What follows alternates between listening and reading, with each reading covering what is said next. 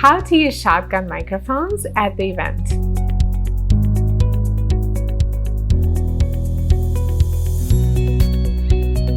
Shotgun microphones are very similar to most of the microphones you've seen, even if you never streamed before. They record everything that's in front of them, just like the ones used at any stage or music concert. The most important thing you have to know about shotgun mics is that they are directional and that they mostly only capture the sound of what's in front of them, right here. What does this mean? Well, if you're speaking directly into it, your voice will be clear. If you're speaking from behind the microphone, your voice might still be heard, but at a much lower volume.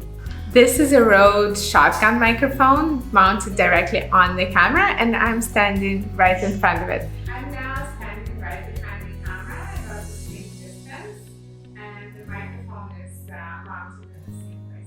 Shotgun mics are really good at enhancing the audio of everything that's happening in front of your camera and close to the action. Because of that, they're particularly bad at capturing things happening around or behind you, like an interview in which two people are talking and one is behind the camera.